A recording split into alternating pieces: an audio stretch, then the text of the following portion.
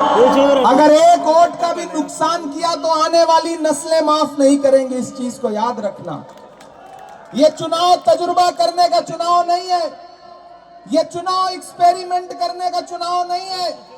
ये चुनाव इस बात का चुनाव नहीं है कि आप ये देखो कि कौन हमारी बिरादरी का है, कौन हमारे समाज का है। ये चुनाव भारत के संविधान को बचाने का चुनाव है। कई लोग प्लांट किए गए हैं। भाजपा जानती है हाथी पर बैठ के आता है। अब रहा किस चीज पर बैठ के आया था? याद है ना? तारीख, इतिहास याद है ना? याद रखना, एक वोट भी अगर बांटोगे तो फिर आने वाली पीढ़ी के साथ इंसाफ नहीं कर पाओगे। कहां सोया है चौकीदार, कहां सोया है चौकीदार। पेट्रोल और डीजल की कीमत रही सैकड़ा मार।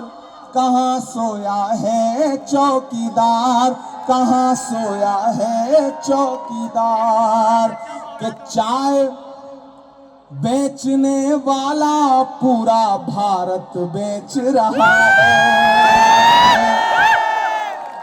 इतनी कमजोर ताली से काम नहीं चलेगा। मैं फिर से पढ़ रहा हूं कि चाय बेचने वाला पूरा भारत बेच रहा है।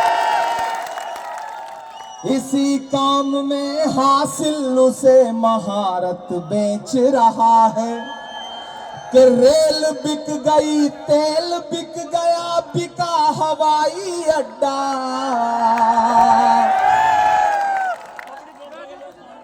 और जो अगली लाइन है उस पर सुन के बताना मुझे। मैं एक नाम लेता हूं कि रेल बिक गई, तेल बिक गया, बिका हवाई अड्डा। सब कुछ बिकता देख के खुश हैं अपने जेपी नड्डा। कि जनता महंगाई की मारी करती हाहाकार। कहां सोया है चौकीदार, कहां सोया है चौकीदार। समझदारी से, होशियारी से, अपने अंदर सियासी शऊर पैदा करते हुए ईवीएम की कतारों में जाना। और जब ईवीएम की कतारों में लग करके हाथ के पंजे के सामने वाला बटन दबाना, तो एक चीज याद रखना कि आपका दिया गया वोट सिर्फ वीरेंद्र रावत को